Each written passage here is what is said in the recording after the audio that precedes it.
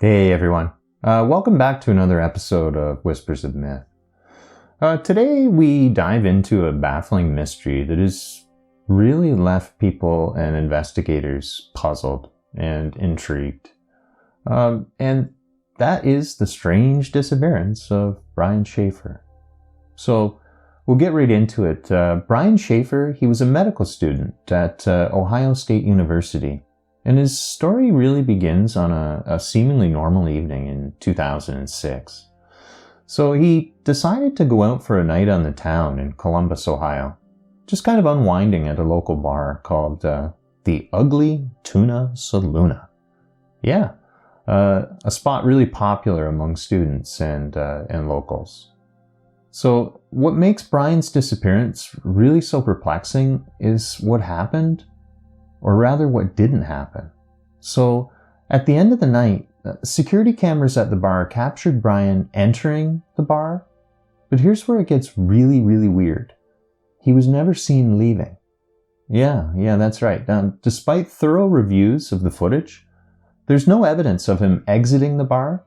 So this fact alone sends really dark chills down my spine.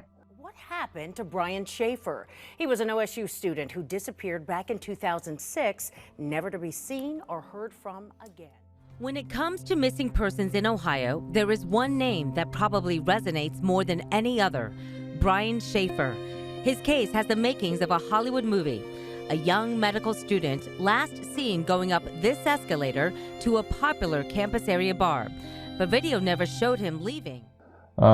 Considering the bar had no other exits, the mystery really deepened. So how does someone just vanish into thin air in a place full of people and obviously under constant surveillance? So as you can imagine, this disappearance really sparked a massive search. The police, family, friends, they scoured the area. They combed through every possible scenario, but they turned up empty. No substantial leads, no evidence of what might have happened to him after he was last seen. And he was last seen chatting up the bar's entrance. So he was just kind of mingling around and chatting up near the front door. So over the years, there's been theories that have went completely haywire. Some speculate that Brian might have met with foul play, perhaps a victim of a crime that was somehow missed by the cameras and the witnesses. And others wonder if he chose just to disappear on his own accord, kind of starting a new life somewhere far from the pressures of medical school and personal grief. So he had recently lost his mother, and reports from family say it hit him really hard. So, is it a potential suicide? I don't know. But here's a theory that really gets you thinking. Could there have been hidden exits or undiscovered ways out of the bar? And did Brian find one of these and slip out undetected? Or more chillingly, did someone inside the bar know about these potential passages and use them to their advantage?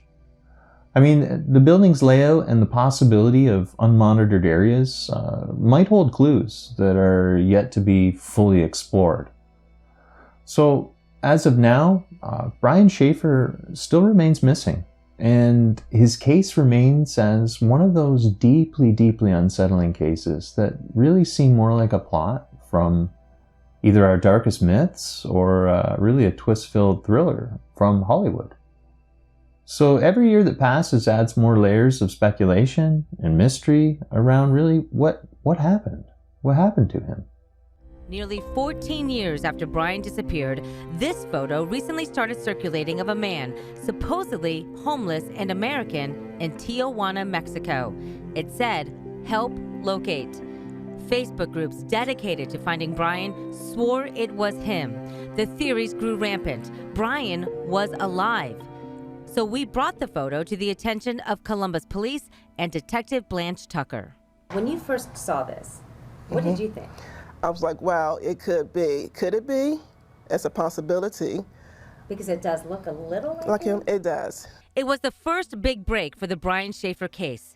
Crime Tracker 10 got unprecedented access to the files, showing the endless interviews and the leads police exhausted year after year. We still get calls and we still receive tips. Despite those tips and the neighborhood searches, plus pleas for information, answers never came until this photo. It appeared that it could be Brian Shaffer, but to see if it was him, I contact, the FBI, who assist us in a lot of our cases, to see if they can do a facial recognition. So the FBI compared the Tijuana man photo with the others they already had in a file of Brian. It took 4 weeks, but finally, Detective Tucker had her answer. That it wasn't him. It was not him. Correct. Was that a letdown? It was. My hopes were high that it could be him. Foul play has never been ruled out, nor has the fact that Brian maybe just took off. The stresses of life, med school, and losing a mother to cancer. Do you feel that somebody that has been interviewed in the past maybe withheld information? I do. You do? Mm-hmm. But you can't say who yet. Can't say who. Under CPD's new cold case initiative, Detective Tucker is now reviewing every binder once again. And while this photo is now a dead end, it is, at least for her, progress in a case that continues to haunt.